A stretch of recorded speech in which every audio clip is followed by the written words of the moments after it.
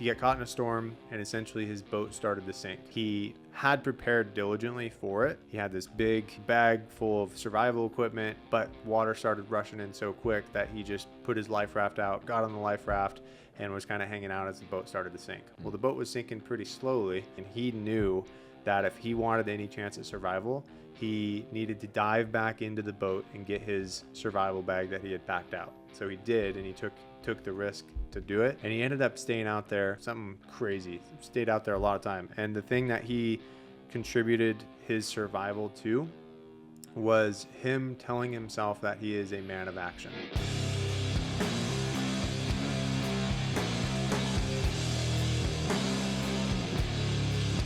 Welcome to the Infinite Grit Podcast. This is the show for those preparing to earn their place in special operations and other elite tactical careers. We break down the training, mindset, and strategies required to get selected and continue performing long-term. These are proven principles to help you build the body, the mind, and resilience to step into the fight. What's up, guys? Welcome back to the Infinite Grit Podcast. Today, we are in a different studio, and I have Tyler with me. What's up, dude? What's going on, man? This is the glorious mustache reveal right now, dude. I know it's out of control right now. Totally out of regulations, but right, all good things are. We've been you've been hiding behind the Spotify only podcast. Now we're on YouTube, and you're freaking showing the face, dude. Yeah, it's a weird feeling. You know me, I'm a pretty prite person, so it's kind of it's a little out of the comfort zone. But your that's Instagram picture honestly pisses me off. Yeah, it's just fake face, or was it the default face, but it looks like a little hair. Yeah, it looks like a hair on the screen. Well, what's up, man? Not too much. So been about 6 weeks since we had a podcast together. 8 weeks. 8 weeks. Yeah. So it's been a hot minute, man. Where have you been over the last 8 weeks? What have you been doing? So I've been on a TDY over in Baltimore, and then Chicago after that. So I was doing some medical training up there, and it was a critical care course. So we started the didactic portion. Baltimore was like 2 weeks of just death by PowerPoint, tons of information being thrown at us, followed by an exam, and then 6 weeks in Chicago. What's didactic mean? It just means like classroom, sitting there, PowerPoint, like someone's lecturing at you. Yeah. So what, obviously you're a paramedic, and I want to dive into your experience because we talked about it a little bit, and super valuable stuff that came out of it, right? Absolutely. Yeah. So what were you there to learn? Was it mostly like trauma medicine? Was it like more prolonged care? What were you guys focusing on? It was a little bit of both. So it kind of falls under the umbrella of critical care. That's what they're calling it. And it's essentially running an ICU in the back of a Black Hawk helicopter. So typically in a hospital, you've got nurses, respiratory therapists, a whole team of staff. And so they're teaching you how to function as just by yourself to do all those roles. So going over drips, like the medication drips on the pump, managing the ventilator, what helps them to breathe on their own if they're unable to do so, just management of tools. And, it's like, okay, you've got this much battery life. How do you make this last twice as long? Or how do you make this much oxygen that's supposed to last for 2 hours, last for 6 hours if you need all of it, so it's just kind of like critical thinking. We went over a lot of like specialty equipment that you might see like in a hospital, not necessarily there. I don't know have you heard of ECMO before? Mm-mm. So it's pretty much a artificial heart and lung system. So they'll put a big cannula here, and they'll put one down below, and it oxygenates your blood. So if your lungs aren't working, like they're able to put you on that machine to keep you alive until they figure out why your lungs aren't working. So is that what they use when they're doing open heart surgery? Yes. So they use something similar, but same concept. More probably when you're doing open heart surgery, because it's stationary. It's a massive machine. Yeah. So this is like a mobile machine of it? Yeah, it's pretty small. I'd say it's smaller than that little table over there. But and is this something you guys will have on the Blackhawks? Typically not. That's a little more civilian side, just because the military population is like younger males who are healthy. Usually they're not going into like lung failure unless there's like a crap ton of trauma that's happened to them to that point to put them there. But this is more of like civilian ICU critical care stuff, but it all encompasses like they want us well-rounded. So if we do work a civilian job, it's like, well, I only know military medicine. Is So that that's not the something right that answer. is that something that can be used in a military setting for like a sunken chest wound or?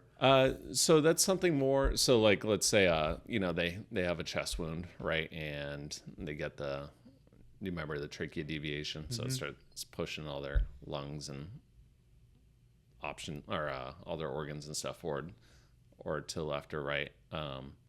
So when that happens, like it can cause cellular death. And so even if you fix a problem, they're still going to have reoccurring issues from that.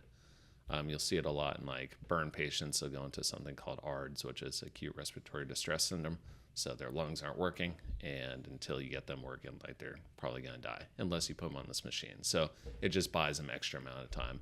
Got it. So it could be used in a military setting, probably more of like, battalion aid station above, as long as you have a team that's able to manage it, because it's typically like cardiologists that put that in, and you just learn how to manage it and make sure you don't rip a hose out. Yeah, fair enough. That'd be a bad day. Yeah, it's a bad day. So you went out there essentially to get FMQ'd to work in Medevacs, correct? Yes. So what is your kind of role going to be with like the Medevac care? Like what is the big thing that you guys were going out there to accomplish? So we're there to get, I guess, just reassurances, working on our own, fulfilling all those roles I was talking about. It's like, hey, prioritize your work. Like you're only one person, like you can only do so much, but here's the order that you should be working in. Because you're not going to have a casualty collection point where you start delegating. It's you. Right. And the Army as a whole, it's kind of moving away from the whole coin operations and going towards large scale combat operations, or LISCO as they call it.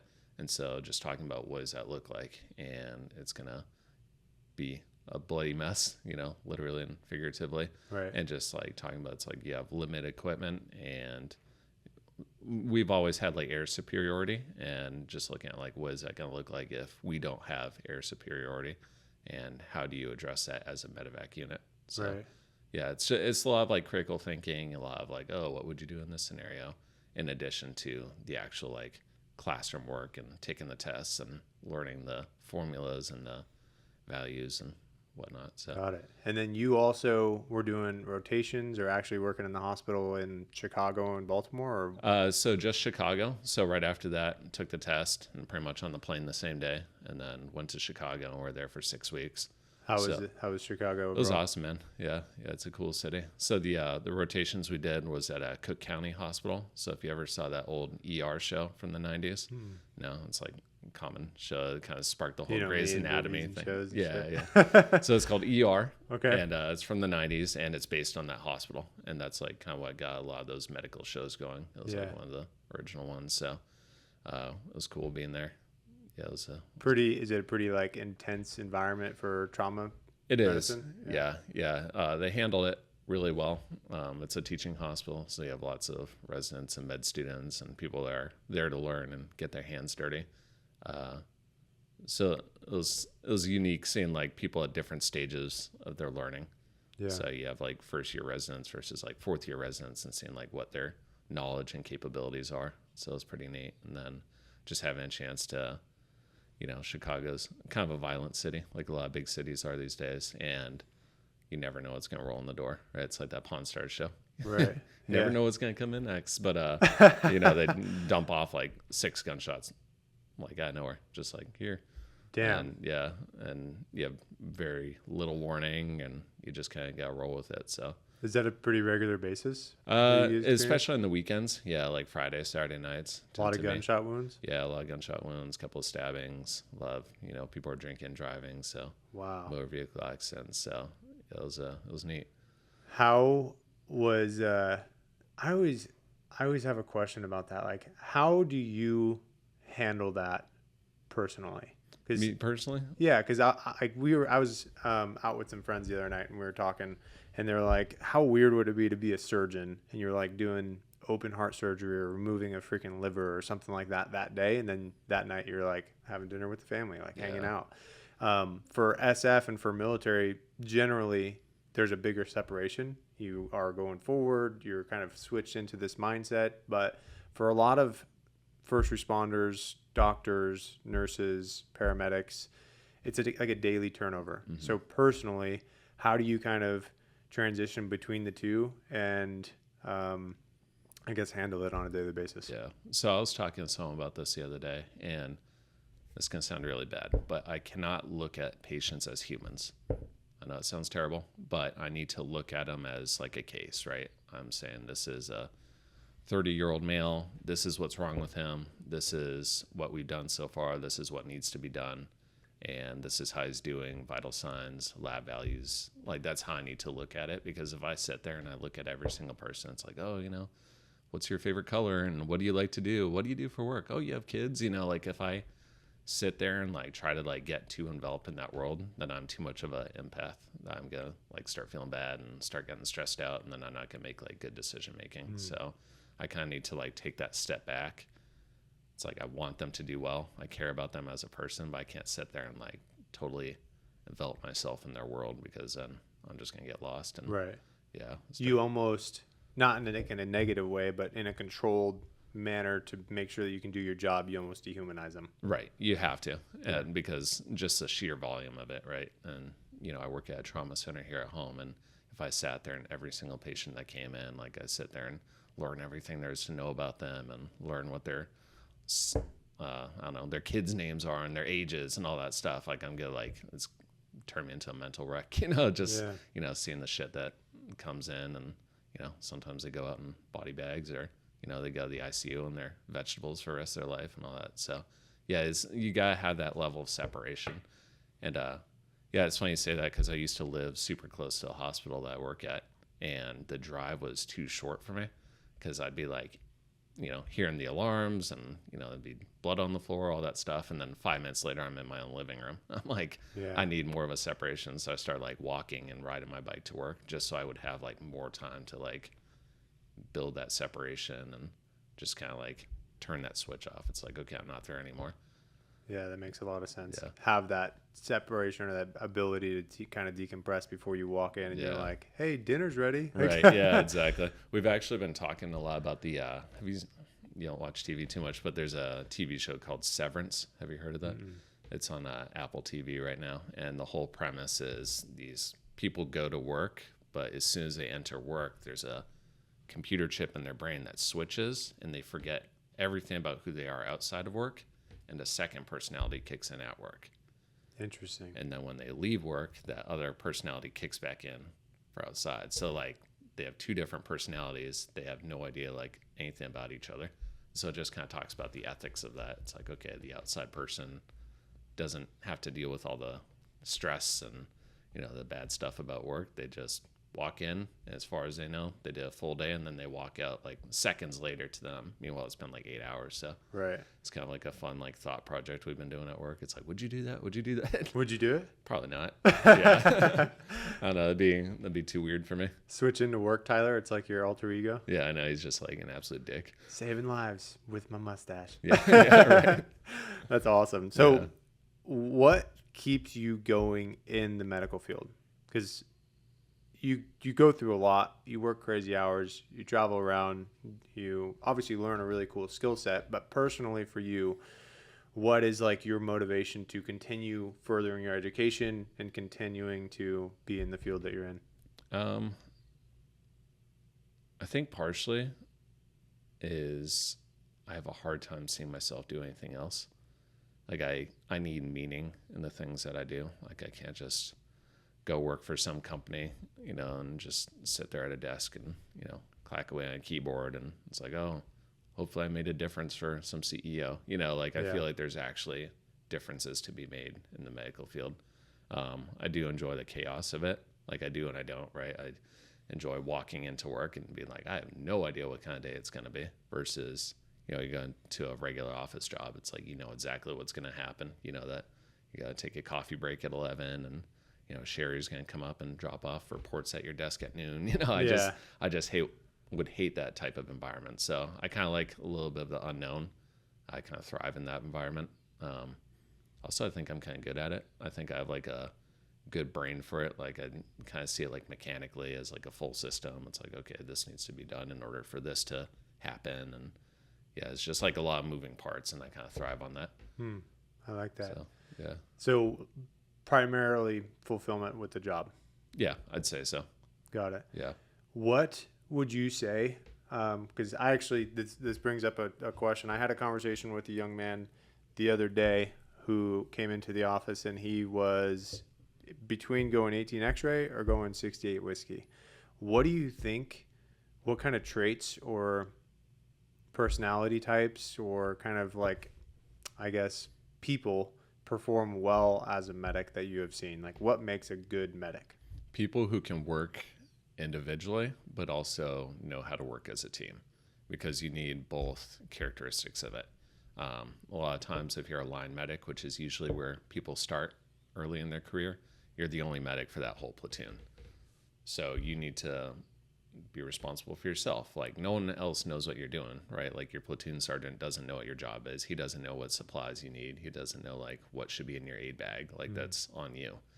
But at the same time, you also have 30 other guys around you. They're capable, strong young men that you can delegate and be like, hey, you help me with this, you help me with this, you help me with this. So being able to have both sides of that coin, I think, is pretty important. And the ability to cross-train, probably. Yeah, ability to cross-train. Do it because, if you're doing infantry, like, you're going to be doing infantry stuff. I spent a lot of time with the MPs. I was helping set up checkpoints and, sitting in Humvees hours on end, Right. doing military police crap. And, just wherever you are, like, you got to be flexible. Yeah. I think that's a big part of it. And then, just being able to work independently, be able to do your job without someone constantly having to tell you to do it. Because if you're sitting there thinking like, oh, someone's going to check my aid bag off, like, you're going to be in for a rude awakening when you actually need something. You're like, oh shit, I didn't pack this, or, I didn't bring this because I thought someone else was bringing it. Yeah. You do have to be a self-starter for sure. Even inside of Special Forces, the 18 Deltas are kind of off on their own because nobody on the team has nearly as in-depth understanding of what they're doing, what they need, the gear they need, all of that stuff. So you do have to, one, know your information, and two, if you don't know your information, figure out where to find the answers. Yeah. And I think a lot of times the guys that get in trouble, both from like a medic standpoint and just like a guy on the team, are the ones that are afraid to look like they don't have all of the answers all the time, so they don't go out and seek it or ask the right questions, and then they put themselves in a position to go out without the right gear, go out without the right skill set for whatever could happen. So you do have to have that like personal responsibility of, do I actually know my shit? Sure. And the answer is always no. Honestly, like that, the answer is always no, because as soon as you think you know it, like, something's going to happen. You're like, oh man, I don't know anything. I had this junior medic years ago, and he was a piece of work, but where someone needed an IV, and he was like 6 months out of AIT. I was like, hey man, you want to get an extra IV stick? He's like, oh no, I'm good on IVs. I don't need any more practice. I'm like, excuse me? Like, I've been doing this 10 years and I still miss IVs. Like, everyone could use practice, and this is someone who's willing to let you poke them with a needle, and you're declining that opportunity to get better. Right. You never know when, it might be a hard stick, or you might be stressed out. It's like, there's different ways to like make it more challenging if you really think it's going to be that easy. Yeah, right? Turn the lights off, do it under red light. Go do 30 burpees and then try to do it with shaky hands. And there's different ways to like challenge yourself. And so you always got to be looking for those opportunities. Like, what can I learn? What can I do? What can I practice? What skills can I run my Joes through? Because you're with the platoon and they all love medical stuff, right? It doesn't matter if it's like tourniquet training or something as cool as like litter carries or whatever. Like, they're eager to learn and they want to feel confident in those skills too. Yeah. So they're looking at you. It's like, hey, are you going to teach us something this week? Or you're just going to sit there on your phone and hide in the office and not participate in any of the activities. So, because it's easy to do.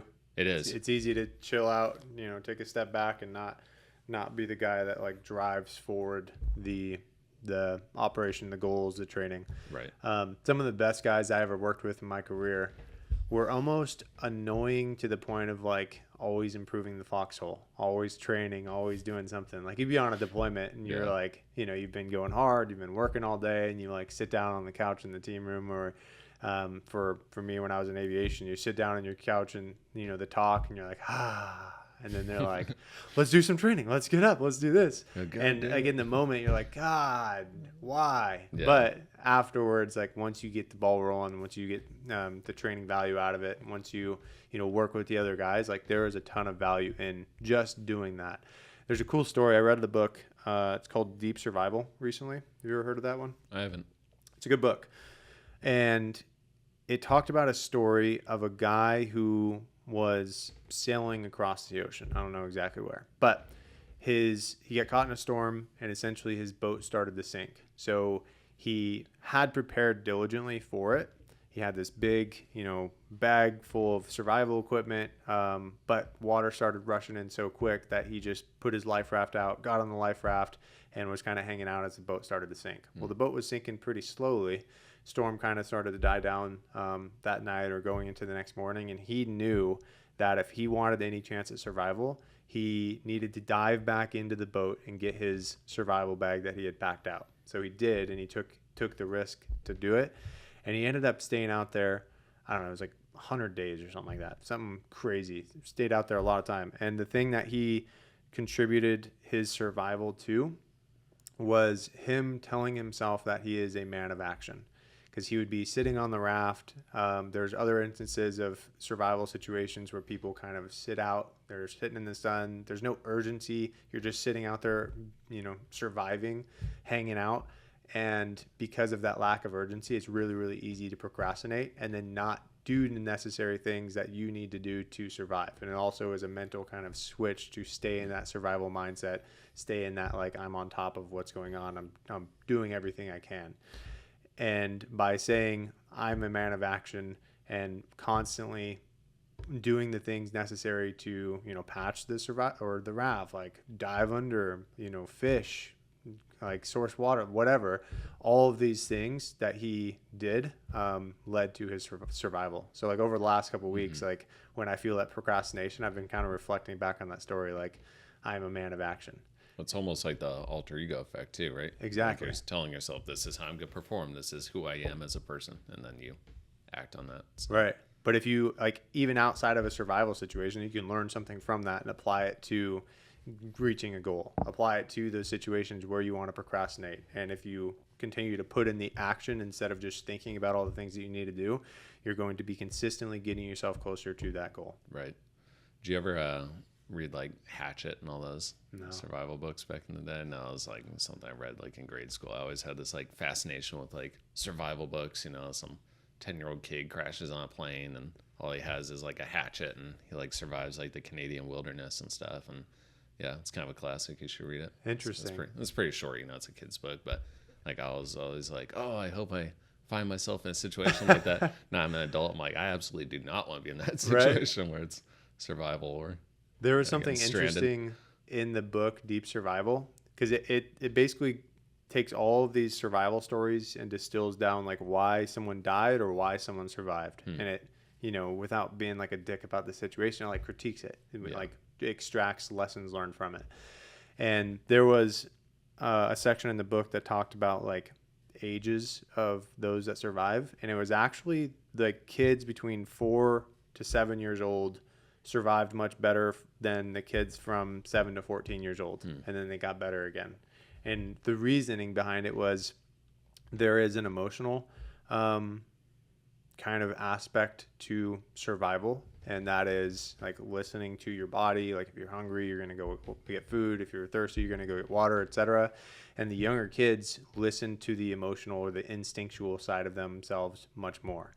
The older ones, 7 to 14, had the ability to suppress those and do something else despite that feeling or that emotion or that urge to do something, but their logic wasn't as developed enough to get the result that the adults could. So it's very interesting. Like younger kids survive better than kids in the middle, and then once the logic is developed more as an adult, they survive better. That's crazy. Well, they just had that story a few weeks ago down southern Arizona. Some 3-year-old kid was like lost out in the desert for like 2 days. Damn. And some rancher's dog like found him, and the dog like brought the little kid back. Like the kid followed the dog? Yeah, No it was way. kind of crazy. Yeah, so the dog was famous and got a little medal of, I don't know, whatever you give a dog. Yeah, that's cool. Yeah, it was neat. How about you? Would you ever do medical stuff? I love medical stuff. Yeah. Yeah. I went to a course called austere medicine and learned a whole bunch of cool skill sets, got my EMTB. And after that course, I was strongly considering re-enlisting to reclass to 18 Delta. But I decided to get out instead for a whole nother set of reasons. But yeah, I love the medical stuff. Some of the most impactful training I ever went to in my military career was medical training. And I think, like, obviously there's hard skills that you need to learn on like the combat side and like communication and all that type of stuff. But there's not a whole lot of situations that you can do inside of training that can replicate the stress and the demand, like the delegation, the task organization, like all of that stuff that you need to apply in a medical scenario to, achieve a successful result. So I think, one, it's fun. Two, like it feels very fulfilling because you can see the results of what you're doing real time. And three, I think there's a lot of personal development that comes out of it, but the ability to work in those chaotic situations is very valuable. So yeah, I could definitely, probably not now, but in another life or, in a volunteer capacity, I could definitely get behind doing some more medical training. Yeah. Yeah. There's so many opportunities out there too for training, the whole Chicago experience that I just did, Yeah. and, just getting a chance to meet people and see how they do things like there versus here, how their trauma center is set up and how they operate and what their protocols are and stuff. It's so different versus like other countries too. Like we're there with a couple of German doctors and Italian doctors too, and just getting a chance to talk to them and see how like they do things. And they actually go to med school right after high school. Really? Which is crazy. Like they don't do university They 4 just years. Qualify straight for med school? Literally just straight to med school. So I think that's kind of unique. I think that'd be nice. It's like why skip or why take like all these English classes and these classes that don't matter and fill your brain full of crap versus just going straight to it and quit screwing around. So yeah. What are your goals in the medical field? Trying to do physician. Yeah, that's a long-term goal. Physician assistant or like doctor? No, like doctor. Oh, yeah, nice. Yeah. So my dream job is anesthesiologist. That's like ultimate end goal. It's taken me a really long roundabout way to really narrow that down. Like I said, that's what I wanted to do, and I was like, oh, I'm not good enough for school, so I'm gonna do the military, and then did the military, and I was like, oh, maybe I'll do. Have you heard of a CRNA? It's like a nurse anesthetist. Yeah, I'm trying to think of what it stands for, but yeah, I've heard of them. Yeah, so it's essentially a nurse that can do anesthesia. Got it. I was like, oh, maybe I'll do that, and then realized I really didn't want to be a nurse, and then I just kind of like sat in this little pit for a bit. I'm like, what am I gonna do? And I'm like, you know what, fuck it, I'm just gonna full send. So yeah, that's kind of where I'm at right now. So, and especially doing something like this where talking to doctors and talking to anesthesiologists and just hearing their stories of how they got there, like a big hesitation for me was just my age. I'm 32 and I'm pretty late to the game, especially since I don't even have my bachelor's yet, but that's what's considered like a non-traditional student. And I met a lot of non-traditional doctors out there that, they worked odd jobs. Like a couple of them did like sales beforehand and they're like, oh, this isn't for me. I'm going to go do med school. So it was really motivating. Yeah, that's cool. Do you think it's important to share your goals to kind of reaffirm them or make sure you're on the right path, or do you tend to kind of keep them more internal? I keep them internal except for a small circle. I've got not this. Anymore, dude. You know? Yeah, I know, yeah, clearly. I've got this like, not fear, but just like this aversion to sharing goals, because if I don't do it, then everyone knows like, oh, he said he was going to do this and then he didn't do it, and I know the people that love and care about me, like they're not going to say that. But in my head, like I just like, I don't know. I'd rather not tell anyone and then surprise them. There's a quote. It's like, oh, climb a mountain and tell no one. And I feel like that's kind of like a good philosophy to have on life. Like, especially in this world of like, we need to post everything on social media. We need to share everything we eat and everything that we do and every success that we have. And it's just like, I don't know. I'd rather like just do the legwork. And then once I get to the finish line, then I can, crack a beer and celebrate. But I'm not going to sit here and be like, oh, I want to run a marathon. Like I'm going to freaking train for a marathon, finish a marathon, then talk about it. Yeah. So Do you think there's any value in stating a goal publicly to hold you more accountable to reach it? Because obviously, like that feeling that you feel of, well, what if I don't make it? Think people are going to think that I don't do what I say I'm going to do. There is a potential benefit of that pressure, is there not? there is. I mean, the accountability portion of it, people are going to be checking in on you and be like, hey, how's school going? Or, if you're training for special forces, how's the training? Right. How's that ruck time? And if people are going to be asking you, like, then you're going to want to perform better. So there's that level of aspect of it too. And also finding people who want to do the same thing and sharing those goals too, because building community and having the chance to meet people that have similar interests and similar outcomes that they want to reach, like, it gives you a chance to connect with them and train with them and study with them, whatever it is. But yeah, I feel like the broader the circle, it's kind of tough to, like, I'm not just going to sit there and, like, tell every single person this is what I want to do. But, like, if I kind of vet them a little bit first and make sure it's like, okay, does this person have my best interests in mind? And they're not going to sit here and just try to, like, talk me out of my goal. Right. And not going to, be like, oh, you shouldn't do that because that's not you. There was a couple of people I did tell, I was like, hey, I'm thinking of doing med school. And one of them was like, oh, are you sure? That's really hard. It's going to take a long time. Yeah. Like, you think I don't know that? It's going to take a long time. Yeah. I'm like, yeah, no shit. I'll be like 45 by the time I'm done. But, I'll be 45 and be a doctor, or I'll be 45 wishing that I'd started 15 years prior. So, yeah. The best day to start was yesterday. The next best day is today. Yeah. Yeah. Absolutely. I think that there is value in sharing a goal, but it can also be detrimental. And I always talk about this concept of expanders, detractors, and neutral players. Expanders are those guys who you share a goal with and they're like, dude, that's freaking awesome. Like, good on you. You're going to crush it. Like, hold you accountable. How's it going? Get back on the train, whatever. I think sharing a goal with expanders, or like that small group of people who are really going to encourage you, who are really going to make you feel excited about reaching that goal and ultimately enable you to do what is the most important thing, and that is putting the action in on a daily basis. I think the ones that contribute to that, we should share our goals with.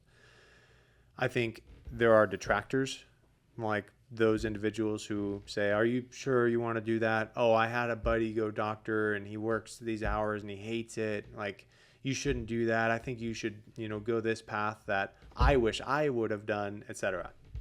Or somebody that is upset with where they're at. They wish they would have gone that path, so they're going to tell you that you're not going to be able to do that. Mm-hmm. Those are the detractors. And I think a lot of guys listening to this podcast can probably name multiple detractors in their life. Mm-hmm. I want to go special forces. And then you share that goal with your coworkers and you're like, dude, your coworkers are like, you're crazy, okay, man. Chris Kyle. Oh, look at you, you're 150 pounds. Like, you think you're going to, you know what I mean? Yeah. Like, what makes you think you, but there is no, like, ideal person that performs in these environments. It's just the people that volunteer for it, perform well when they get to selection, perform well on a team, and guys that they decide who are going to succeed. There's no, like, if you walked into a team room or even a company within special forces or many of these environments, you're going to see all different shapes and sizes of dudes, now women. Like, there's so many different types of people that there is never one size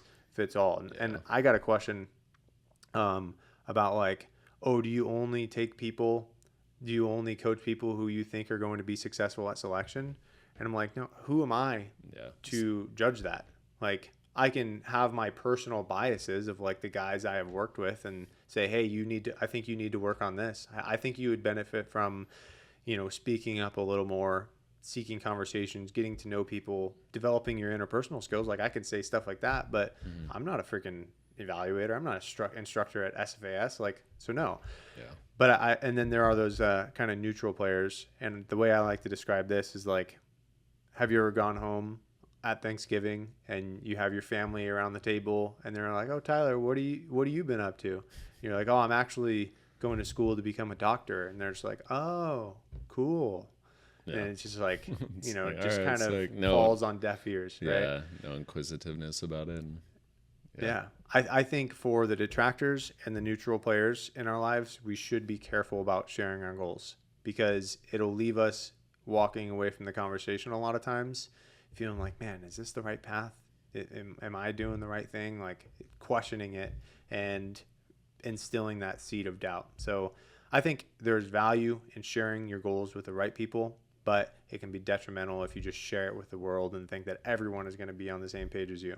Yeah, absolutely. One of the biggest revelations I had in my most recent years is like seeing people doing jobs and all that. I'm like, they're not like born into that role, unless you're like a oil magistrate from the Middle East or something, but usually like doctors, special operations, like anyone who's successful in business, like they didn't just get born and get chosen into that role. Like they did shit ton of legwork to get to that point, and lots of late hours, lots of hard days, and that's how they got there. And the only difference between us and people who have gotten to that point is like how much work you're willing to put in and how stubborn you're willing to be.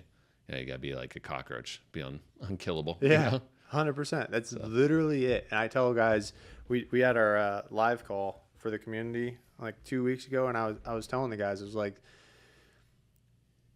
it's easy to look at somebody, especially on the internet, or somebody who is ahead of you on a path that you are going down, and put them on a pedestal or think that they're somehow better than you are, and you don't know if you can be as successful as them because you compare yourself to where they are now and where you're currently at. But nobody is better or worse working towards a goal. Like there are shitty people in the world, but nobody, when in regards to someone who is ahead of you on a particular path, like going SF, like becoming a freaking doctor, like they're not better or worse than you currently are. They've just put in the work and the action over the years, developed the skill sets, learned the knowledge, and taken action on a consistent basis despite all of the challenges. So like this idea that people can't be successful because they look at where someone is now and after they have gone through years of all of that development and kind of talk themselves out of going down a particular path, to me is oftentimes pretty sad. Yeah, just making a friggin' decision. It's like, don't think about doing it. Don't think about talking about doing it. Like just do it, figure out how to get there and do it. Be a man of action. Yeah, man of action. Yeah. Otherwise, you'll be out there on the raft, sunburned and sad. And that's lonely. it. Yeah. You'll freaking dry up and then be disgruntled about never taking the action and look at everybody else and say, I almost did that. Yeah, I almost joined the military. Yeah. So, no, I definitely think there's value to it. And like the TLDR of it is just take action.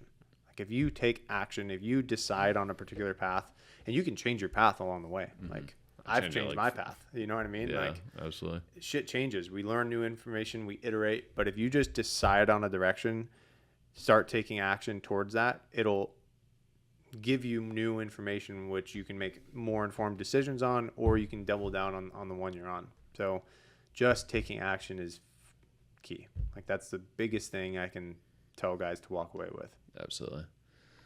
So when I was traveling, I was struggling with the keeping up with the nutrition and with all the workouts and all that stuff. So do you get that question a lot from people about keeping up with training and stuff on the go? Yeah, for sure. Yeah, especially over the summer. Yeah, and 2 months is a long time to be gone from barbells and from cooking at home and meal prep and all that stuff. Like I think I ate Chipotle like 20 times because it was like the healthiest thing that was close by to the hotel. Love Chipotle. Yeah, me too. Not anymore. Really? Yeah, You're sick of Chipotle? I had it like every single day for 3 weeks straight. I can't get sick of Chipotle. No. But yeah, that is a question we get quite often. Yeah. And I experienced it myself. I went on a deployment to Europe, and for the entire deployment, there's no access to gyms because it was during COVID and all the gyms were shut down. And I almost turned it into an experiment and made it a point to only train with body weight and bands during that time. And my upper body strength increased. My lower body strength stayed about the same, but I put on lean mass. I was looking good, feeling good. Like I continued to make progress just with body weight and bands. Now, I could have absolutely included some different things like heavy carries, fill a rucksack up, walk around, front rack with that, or suitcase carries, whatever, which I didn't do. But there's ways to continue making great progress, even if you don't have access to a gym. Mm-hmm. You don't need barbells. Like, our body doesn't know how much weight we're pushing. It responds to the amount of resistance it feels and the amount of muscle fibers you have to recruit to fight through that resistance. So if you can mimic that resistance in a different manner, like bands or weighted push-ups, someone sits on you, holds you down, like whatever, you can continue making progress. Sure. I think a lot of times what happens is you go on the road, things get a little bit more laxed. You wake up later, you're eating out, like the mindset changes. Mm-hmm. So for me, one of the things that I always do when I go on the road is, one, take bands with me, and two, prioritize getting a workout early in the morning. I started working out recently at like 4:45, 5 a.m. is when I get to the gym, and it has made it, it's challenging to wake up in the morning, but it's made it to where like I don't miss a workout anymore. And if you can prioritize it even more so, like while you're traveling, it's huge. And you just kind of have to have that like no excuses mindset to getting some sort of work in, getting some sort of stimulus while you're traveling and on the road. Yeah. I did a Pilates class out there. Did you? Yeah. With the reformer or on the mat? Just on the mat. Okay. Yeah, it's like a mat and this little freaking foam ball thing. And they're like, all right, ladies, like put it between your knees. And I'm like on all fours, like freaking like pumping my hips and shit. I'm like, what is going on here? But dude, I was sweating. Like I thought I was going to die. Really? Yeah, it was crazy. Yeah, it was all like body weight stuff though, know, and then this little foam ball. And I was like, damn. Like it was pretty inspiring because I was like, I got like a killer workout. Like I was sore for like 3 days. Like my freaking lats and all that were just killing me. But yeah, they're doing like, $5 class for first timers. So me and a buddy were like, all right, let's go check it out. Let's try it out. Yeah, it killed me. That's awesome. Yeah. Yeah, you can definitely get some good stimulus. And from like a general health standpoint, you can do body weight forever and be completely fine. Mm-hmm. From a selection prep standpoint, we definitely want to introduce some external loads, some axial loading, some carries, heavy, movements, things like that. So body weight is not the most recommended way to go, but there's been plenty of guys who succeeded just doing body weight. Yeah. However, the thing I would say about that is they typically came from a strength background before just going into only doing body weight work. So they had that strength built up. If you've never trained in your life and then you commit to doing just body weight before going into the military, one, you're not going to do very well on the PT test because you have to deadlift for the PT test now, for the AFT at least. Mm-hmm. And then at selection, you're not going to do very well because the loads are external and they're very freaking heavy. Mm-hmm. So like you have to build up that systemic strength. You can supplement an actual strength program with bodyweight work, or when you're traveling, hit bodyweight in bands, which is going to be completely fine and enable you to make enough progress to kind of fill the gap and you don't completely fall off. But from a selection prep standpoint, you absolutely want to introduce external loads. What are your fitness goals now that you're not training for schools or programs or selections or anything like that? Like what are you training for? So I'm currently running sort of an experiment on my own body. There's a concept called anabolic priming, and it's essentially where you lean out to like 10, 11%, then you stay there, eat at maintenance for 2 to 4 weeks. During that time, you're not hitting a whole bunch of accessory work. You're kind of letting your body recover, prime it. You're hitting a lot of like main lifts, things like that. And then you go into a hard hypertrophy phase. And then the concept is you're priming your body to put on primarily lean mass during that phase. So on the lifting side, I'm doing that currently. And then I'm still running and rucking, mostly rucking throughout the week, primarily for our potential advanced land navigation course this spring, which is going to be a 60 to 80 mile movement with a 40-pound pack over 4 or 5 days. Sure. 3 or 4 days rather. So it's going to be about 20 miles a day.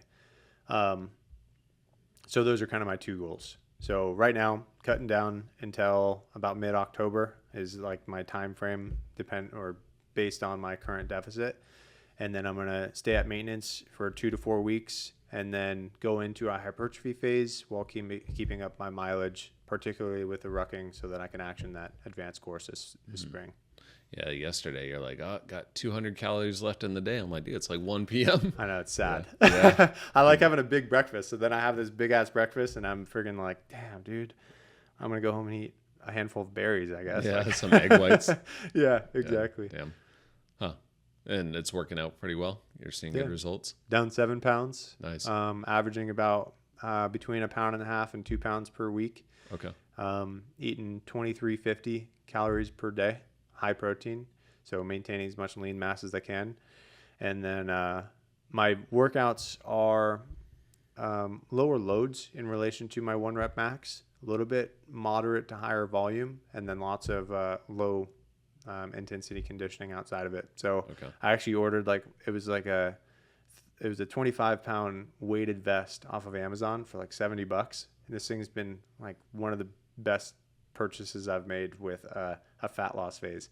Like they have, weighted vests that are $300 and you have the plates and all that shit. Like this one's like a simple 25-pound freaking sandbag vest. Throw that on, walk on the treadmill in the house while I'm watching some YouTube or whatever, answering questions, and I'll get some additional cardio. So that's kind of how my strategy to cut down has been, and then keep up my impact resistance and obviously the ability to move under a load. And I'm trying to get down to like 190. Typically like 190, 185 is my fighting weight. That's like when I'm fastest, but still have like quality strength and can really perform. I was 88, 190-ish when I went to selection. So I'm kind of just having fun. Where are you at now? 196 today. Okay. Gotcha. This morning. And I was at, I started this cut at 203. I was after the land nav course. But over the summer I was up to 207.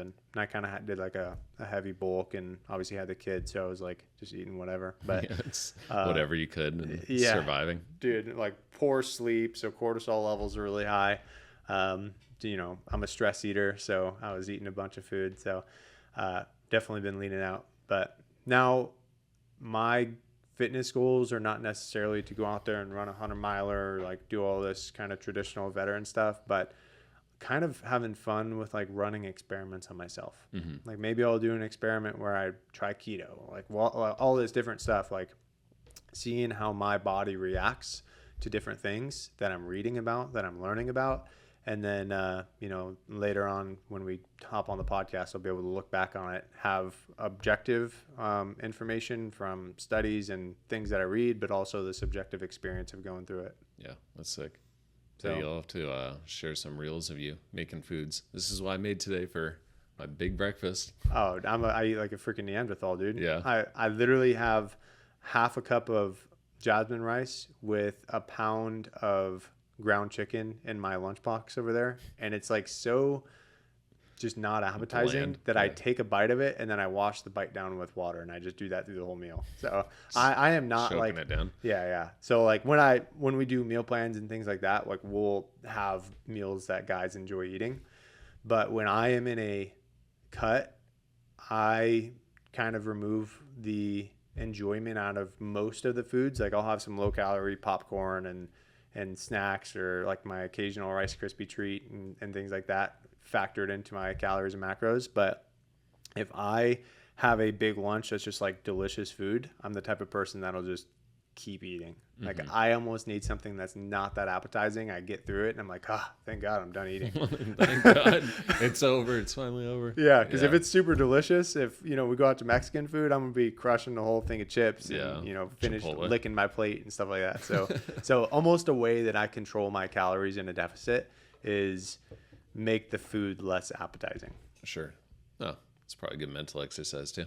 Yeah, and then I intentionally leave like calories on the backside of my day. Like when I had 200 calories left, there's like low calorie popcorn that will have 28 grams. So you can have like a whole bowl of popcorn. I'll just eat it one piece at a time. So that's kind of how I like curb the cravings, and then kind of make sure that I'm staying within my window. Gotcha. Well, I'm going to bring something delicious tomorrow, and you'll have to watch me eat it. You bastard. Yeah. Some chicken thighs or some steak or something on my new grill. Heat it up next to me, and I'm like, damn. Yeah, he's just eating his freaking slop over there. Dry ass chicken and rice. It's too funny.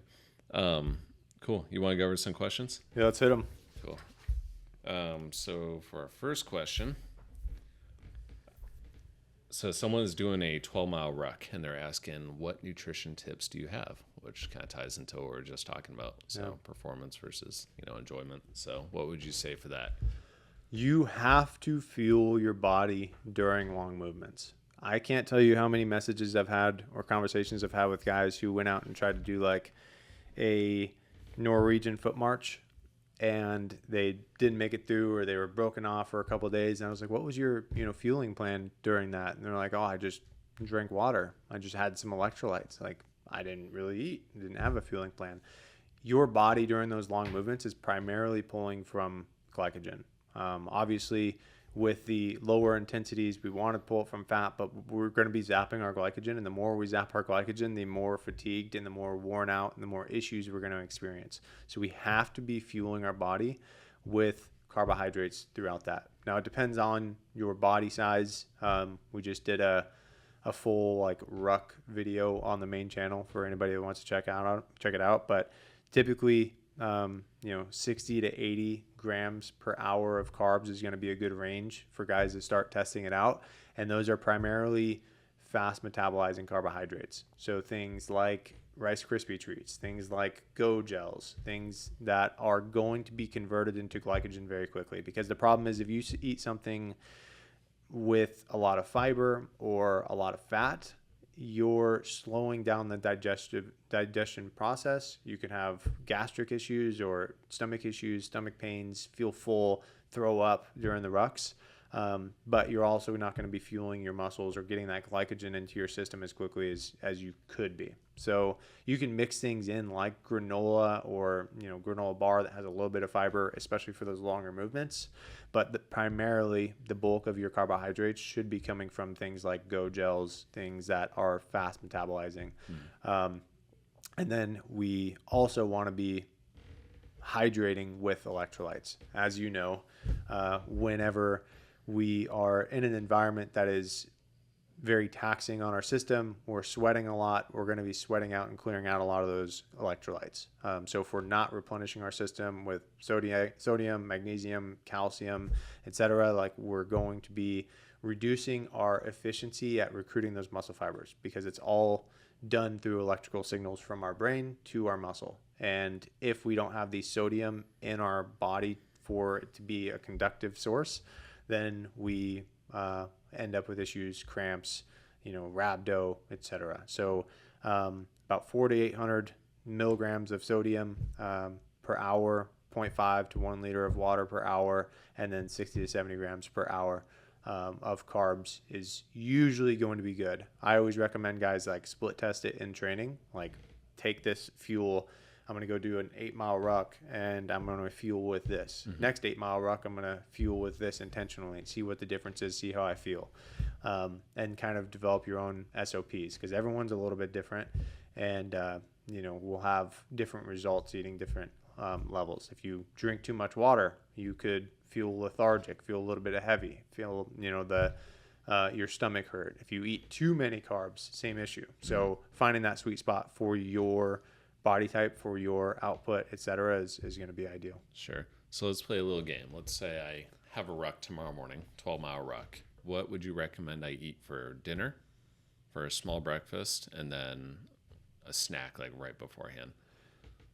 It depends on what your nutrition looked up to this point. Okay. So I'll assume that you had been following a meal plan and in a eating at maintenance or in a site surplus. So your glycogen is topped off. Okay. What we don't want to see going into a ruck is someone in a deficit or super low carb. They're not hitting their carb goals, because then you're not going to have your glycogen topped off before the ruck, and you're kind of playing that uphill battle. In that case, we would want to carb load, which means we can increase the carbs by about 20% in that particular meal.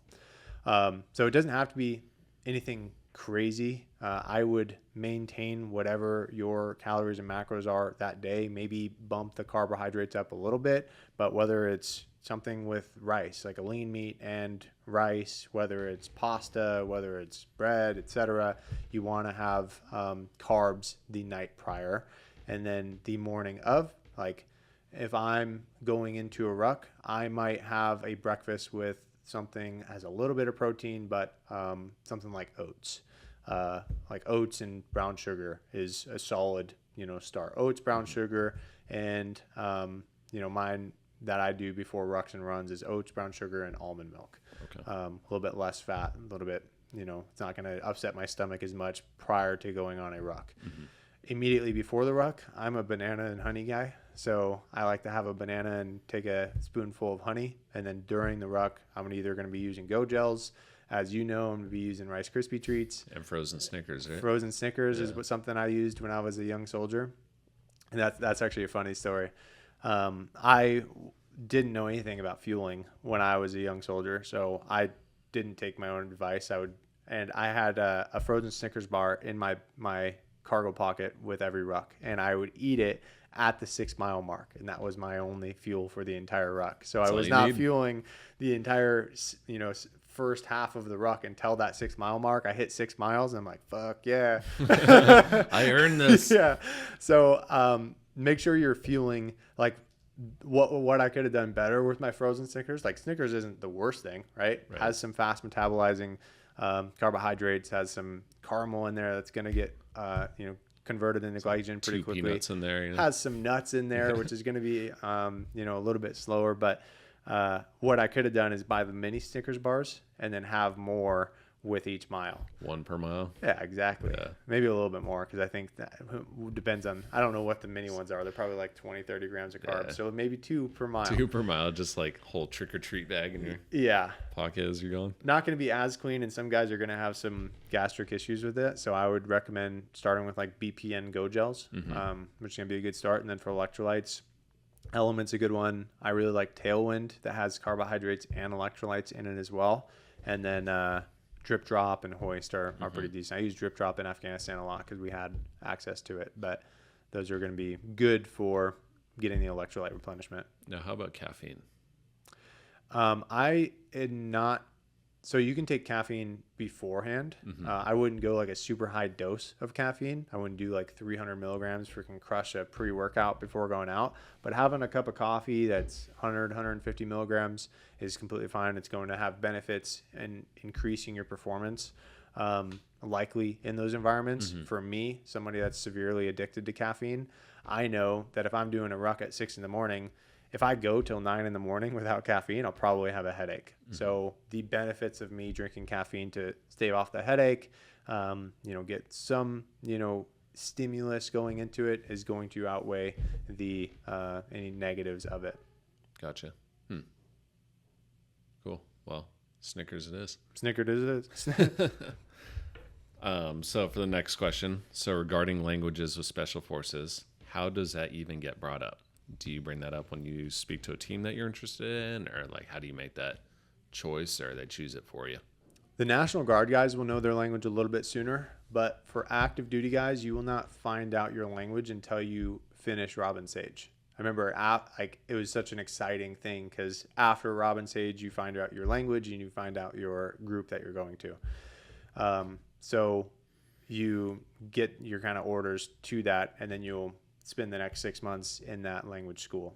I actually ended up with, this is really funny. Like, I don't know if you ever heard of I forget what it's called. There's a test that you take. I think it's the D-Lab. Oh, yes. Yeah. Like it sees like how compatible you are for languages. Made up fucking test, dude. Yeah. Stupid test. Most tests are. Yeah. But this is like actually made up. Like there's basically no right answer. It's just, like pictures and shit, and you gotta like pick something. Yeah. I bombed it, dude. I did really, really bad on this test. And I ended up getting Spanish in 7th group, but I really wanted 10th and Russian. Like I really wanted to learn Russian. I've always been fascinated with the Russian language. But because I sucked at my D-Lab, I was in like the lower level, indicator of my ability to learn a language. So then I went in the office, I pled my case, and ended up getting transferred into Russian and, performed pretty freaking well. Ended up leaving the course with a 2.2, and then on a team got my score up to a 2+, which is an advanced level. It's like a, like a C1 on the civilian scale. So pretty advanced level. And but you will find out it's based on your D-Lab score primarily, and then you'll find out after Robin's age what language you get, and then you go into language school. There is some leeway, like I said, to kind of plead your case. They might give you a transfer to a different group in a different language. They might not. Mm-hmm. Makes sense. And is Russian pretty difficult on that scale, or is it like more mid-tier, or where is it kind of at? I think there's 4 tiers. Okay. If I remember correctly.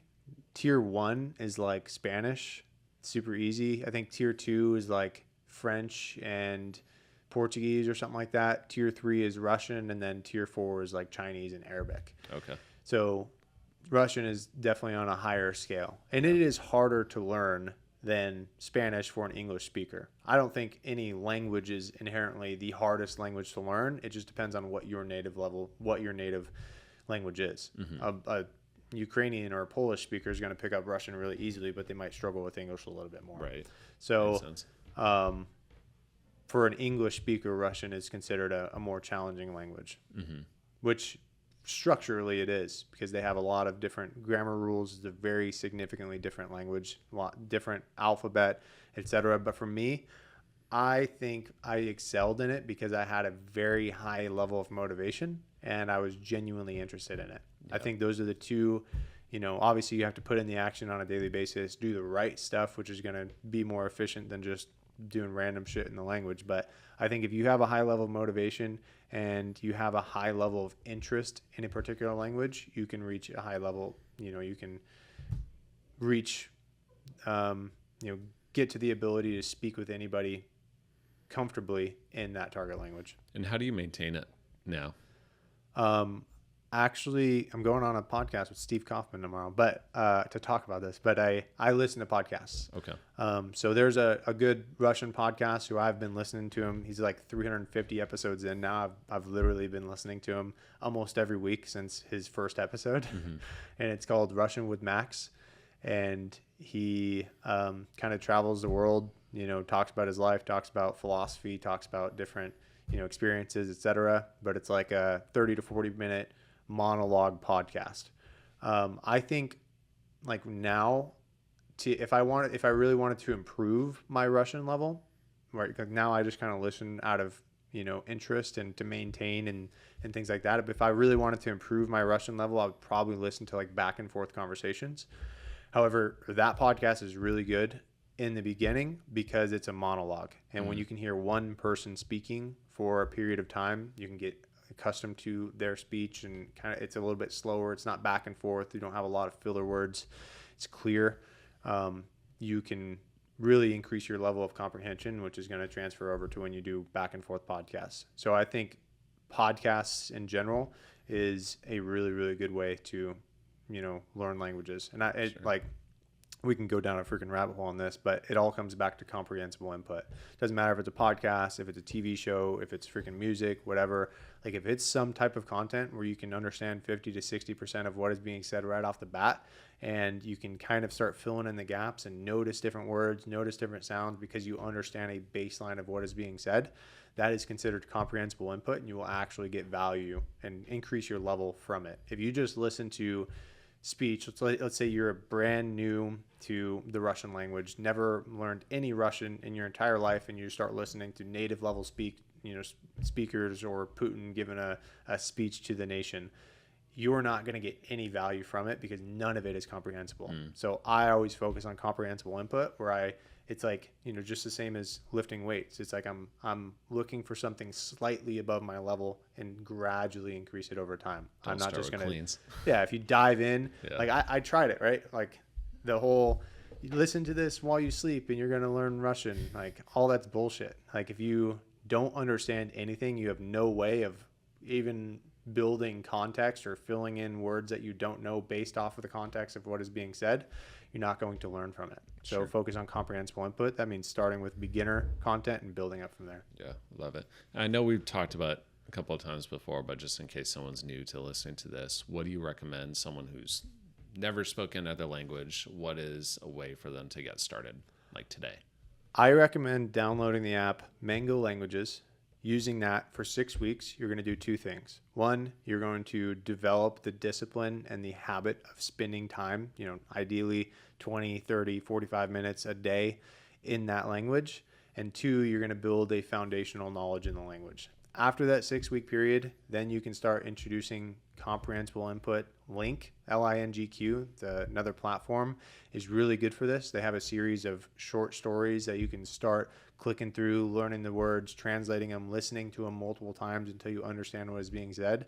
And after that 6-week period, if you do 20, 25 minutes, so less than a day, knock out the space repetition flashcards inside your Mango app, and then start listening to the short stories until you understand them, and then gradually increase the difficulty of content with which you listen to, you will be in a good position 3-4 months from now and have a really solid foundation in the language. And then language learning gets fun, because after you have a solid foundational language you can comprehend well, then you can start researching and watching YouTube videos, listening to topics that you're genuinely interested in that target language.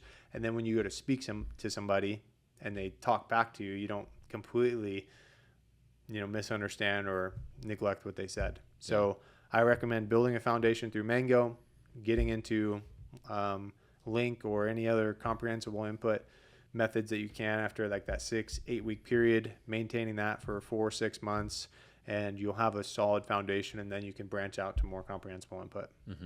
Love it. Yeah, and if you think you don't have time, just look at your screen time on your phone, right? Yeah, exactly. You're already on your phone for hours a day, most likely, so you might as well spend 25 minutes. Do something productive. In the language. Right.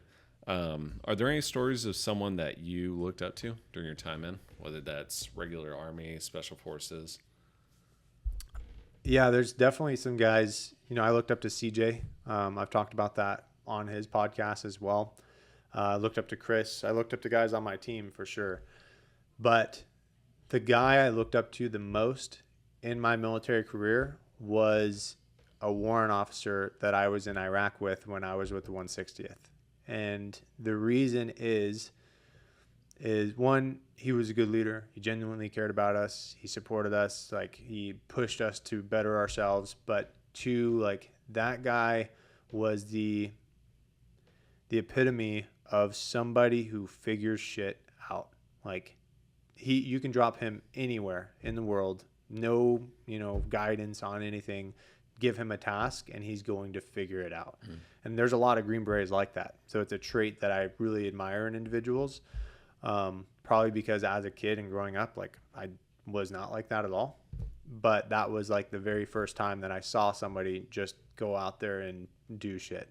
Kind of be like a cowboy, a contrarian thinker, and just solve problems. So that was a guy I really looked up to. Obviously in SF, like, guys have a tremendous amount of experience. They've been to combat. They've done all this. They've done all that. And that is something that I looked up to in that environment as well. But I don't think they had as big of an impact on me as that warrant officer did on that deployment, because it was like the first time that I had been put into a situation like that. So that's probably who I would look up to the most. That's awesome. I wonder if he's still in. I don't think he is. Yeah. I don't want to say his name because I don't know if he is or not, but I would love to, talk to him again. Yeah, should find him. Yeah. I'm sure he's on Facebook. I'll have to reach out. This would be a good question for CJ, but are 18 Charlies more susceptible to head injuries? Why is that a good question for CJ? Isn't he a Charlie? I'm a Charlie. You're a Charlie, but he's an Echo. Okay, sorry. Apologies. No, you're good. Yeah, they are. As an 18 Charlie, you are in charge of all of the explosives. You're doing the breaches, you're teaching the demo, going through the course, you're doing demo all the time. And there's actually been a lot of studies done. It's called operator syndrome, about just being exposed to blasts in general, not necessarily being within, safe, like a safe blast distance or minimal safe distance, MSD. Even being like in a house breaching doors while you're doing CQB and it's a small charge, in a house throwing a 9-banger flashbang and it's a relatively small charge, like all of those mini concussions leads to brain injuries down the road. It's like that percussion. Yeah. Yeah. So most Green Berets are susceptible to head blast, to TBI, to operator syndrome. It's not exclusive to 18 Charlies. I would say 18 Charlies probably a little bit more so because they have the additional training and that additional exposure to the blasts. But I would say Green Berets in general, that is, currently a side effect of what you do, especially if you're in a heavily CQB focused environment. Right. Sorry, I thought you were a medic because we're talking about all this medical stuff and your passion for it. So the quasi 18 Delta? Yeah, I know, right? No, Yeah. definitely not. Yeah. So besides knowing knots, what is some knowledge that's really good for team week? Besides knowing knots, I always encourage guys to approach team week how they think they would approach a combat situation, because this is the only time that you're going to demonstrate to the cadre how you might perform in combat, and two, if you treat it like a combat situation, you'll probably find the right answer. Because some of the issues that guys have is, one, checking out, they stop being a contributor to the team, they stop looking for solutions. And then two is the guy that's a little bit too overbearing. Maybe the guy that checks out, he starts ramming down his throat. He starts yelling, making a scene. Like, both of those are wrong answers in combat. What's the right answer? Well, probably somewhere in between. The situations vary, but having a high level of presence of mind, which is it kind of that stemmed from that, like switching into that mindset, and then having a high level of self-awareness, I think are two big things that help guys perform well inside of team week. And we can talk all day long about like interpersonal skills, communication, all that type of stuff, which is important. But if you have presence of mind, if you continue to seek to provide value to your team, seek a solution, fill in gaps where needed, you're not like a cheerleader, but you're there as a functioning member of the team. You're, helping guys out when they need it. You're not screaming. You're not having one emotional extreme of the other. You're not staring down at your feet and checking out, wishing you were somewhere else. Like, your odds of success in that environment are pretty strong. Mm-hmm. That's awesome.